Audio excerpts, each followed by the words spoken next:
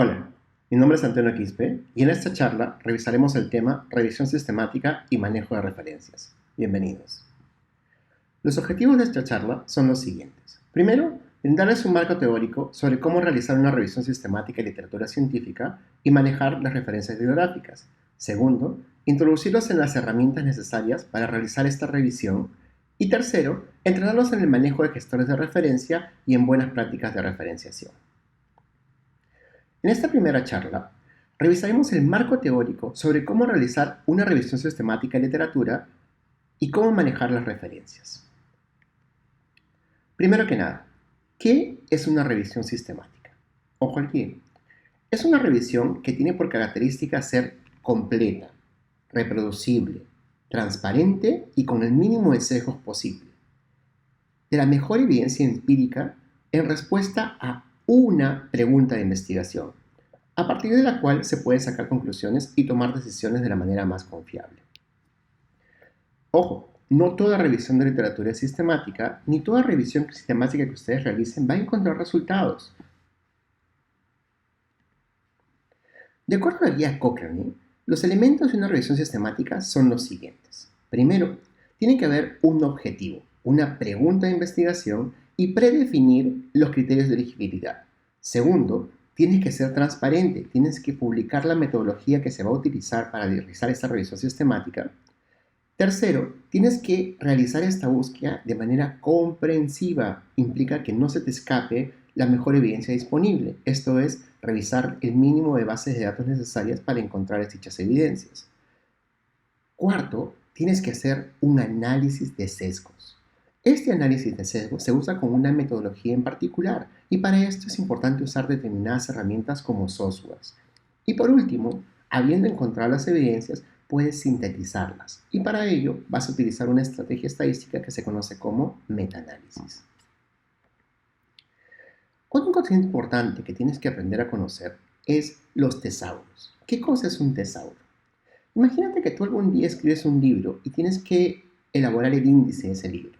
Ese material es fijo, los contenidos están predefinidos y no cambian en el tiempo. Entonces es relativamente sencillo armar capítulos, subcapítulos, temas y colocarlos en una manera de una jerarquía de inicio a final de acuerdo a los contenidos del libro.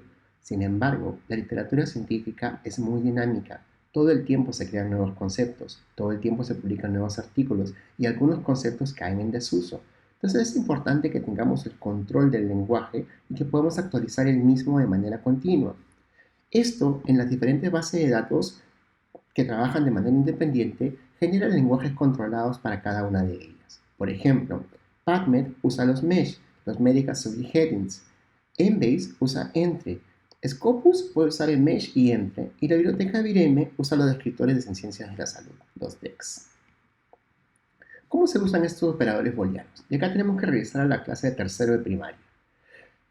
Los clásicos son cuando tú quieres encontrar la conjunción entre dos conjuntos, A o B, o quieres encontrar la intersección solamente de ambos conjuntos, A y B. Ojo al guía, noten la gran diferencia en términos volumétricos de área. Cuando ustedes dicen A o B, puede ser solamente A y B, más solamente B. En cambio, si ustedes limitan la búsqueda a solo A y B, están cogiendo ese intersecto que representa menos de la tercera parte del total del área de ambos conjuntos. En literatura científica va a darse el caso de que algún término es mucho más común que el otro y el tamaño de estos círculos variará, pero por eso es importante que adquieras la capacidad de poder hacer esa segregación de los datos, usando el término A no B o B no A. Todo lo que es A pero no es B o todo lo que es B pero no es A. Otro concepto importante es la jerarquía de evidencias. En otras charlas he conversado sobre el tema ampliamente. ¿Por qué? Porque hasta el año 2011-2009, que yo le conozco como la época de la prehistoria, existía una pirámide de evidencias que asumía erróneamente una correspondencia directa entre diseño de estudio y fortaleza de recomendación. Eso fue uno de los errores más garrafales que se cometió en la historia de la medicina basada en evidencias. Cuando se dieron cuenta, actualizaron la norma y publicaron esta nueva tabla de evidencias que ya tiene diferentes bemoles para cada subtipo de pregunta. Si estás investigando una prevalencia, no vas a pedir ensayos clínicos, pues, ¿no? O si estás buscando eventos adversos comunes o eventos raros, No vas a limitarte a estudios pequeñitos, porque necesitas un tamaño de muestra enorme para poder detectar eventos raros. Caso contrario, puedes recurrir a la serie de casos para reportar eventos adversos comunes. Entonces, la importancia de esta jerarquía de evidencia es que ustedes siempre van a por recurrir a la fuente y en función a ello, dependiendo de la pregunta de investigación que estén planteando, pueden revisar qué niveles de evidencia están generando de acuerdo al diseño de estudio. Adicionalmente, ustedes tienen que hacer lectura crítica. Ojo, en el año 2011-2009 se publicaron las guías GRADE que justamente cambiaban el paradigma. Ya no había la correspondencia entre diseño de estudio y nivel de fuerza de recomendación, sino que asumía a priori que ustedes van a hacer una lectura crítica y poder penalizar el nivel de evidencia de acuerdo a la calidad de la evidencia generada. Puede darse el caso que un ensayo clínico controlado autorizado no esté controlado con el control adecuado, no tenga revisión por análisis, por intención a tratar, sino por protocolo, puede tener sesgos al momento de seleccionar la población de estudio, etcétera, etcétera, etcétera, cosas que penalizan y bajan el nivel de la evidencia o la calidad de evidencia que ésta puede generar. Este proceso se ha interiorizado en la toma de decisiones mediante las evaluaciones de tecnologías de la salud, que parten de la premisa de que ustedes van a poder hacer una revisión sistemática de la a priori. Por ejemplo, esta evaluación de tecnología de la salud que tiene que ver con la droga sunitinib para el manejo de pacientes con diagnóstico de cáncer renal metastásico, la publicamos desde el IETSI y revisando la literatura partimos de la metodología Cochrane que recomienda como mínimo revisar 4 bases de datos. Medline, a través de PubMed o de Ovid, Embase, Scopus y Cochrane Central. Adicionalmente, para hacer tu búsqueda más sensible, puedes ampliar la búsqueda Web of Science, Tree Database, SINAL, etcétera, etcétera, etcétera. Como pueden ver en el ejemplo, se puede partir de un número grande de referencias y terminar con un número pequeño, dependiendo específicamente de qué pregunta has planteado, cuánta disponibilidad de literatura existe, qué criterios de elegibilidad has presupuesto a priori. Otros conceptos importantísimos que ustedes tienen que manejar tienen que ver con el tema de manejo de referencias. ¿Qué es una referencia bibliográfica? Vendría a ser el DNI de toda fuente de información. Entiéndase una cantidad suficiente de datos que permite describir de manera única a cada una de las referencias. ¿Por qué es importante que referencien? Primero que nada por transparencia, y viene el tema del plagio académico. Segundo, para demostrar tu experticia, porque si realmente dominas el dato, vas a poder citar la literatura más relevante, contrastar tus resultados con los antecedentes de tu estudio más importantes, etcétera, y etcétera. ¿Cómo vas a citar? Vas a, de acuerdo a las instrucciones para el autor, escoger un estilo determinado. ¿Y cuál es la recomendación práctica? Usa un software. Estamos en el año 2020. Es importantísimo que no cometas errores de forma. Y para ello, sabiendo lo difícil que es insertar referencias si estás entre la 29 y la 30, meter una entre ellas implica actualizarlo todo, hacerlo manualmente es una pesadilla. Para eso se inventó los software gestores de referencia.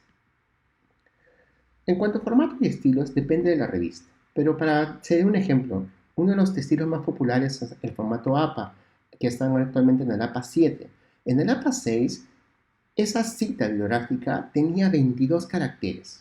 Mira, el apellido del primer autor, era para determinar qué coautores, el año de la publicación. Y la referencia, que es lo que va al final del manuscrito, tiene en total 295 caracteres. Si ustedes cambian de estilo al formato Vancouver, esa cita de 22 caracteres se reduce solamente a 3, en número correlativo cronológico. Y la referencia se reduce a 251 caracteres. Si van a una revista con un alto tiraje donde cada carácter cuesta entre $5,000 y $6,000 para la cantidad de números que se imprimen, como tipo Lancet, pueden darse cuenta que incluso la cita no llega ni a un carácter, está en superíndice, y la cantidad de caracteres que se usa en la referencia es el mínimo minimorum, 218 caracteres. ¿Qué es un gestor de referencia? Un gestor de referencia es un software que está diseñado para facilitar la búsqueda de referencias, la organización de las mismas y cómo citarlas de acuerdo a las situaciones para el autor. ¿Cómo se clasifican estos gestores? Existen los licenciados y el código libre, que tú puedes modificar el código. Existen los pagados y los gratuitos. Las versiones trial por lo general acompañan a cada versión pagada.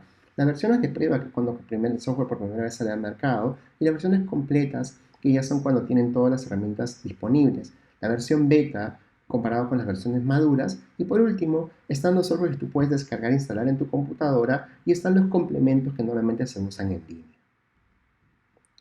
¿Qué gestor te recomiendo utilizar? Primero que nada, hay que estar a medida de tu bolsillo. Si no tienes recursos para comprar un software, lo mejor es que optes por un software gratuito como Zotero. Si tienes los recursos para poder invertir en un software, existen opciones como PaperPie, Papers, Mendeley, pero el software más maduro, como puedes ver en la gráfica, es EndNote. Y la fortaleza de EndNote, que aún no han podido equipar a los demás softwares, es que te permite crear nuevos estilos de referencia, lo cual es muy útil para publicar en revistas en español, por ejemplo. Gracias por su atención. En la siguiente charla describiremos las herramientas sobre cómo hacer una revisión sistemática de literatura.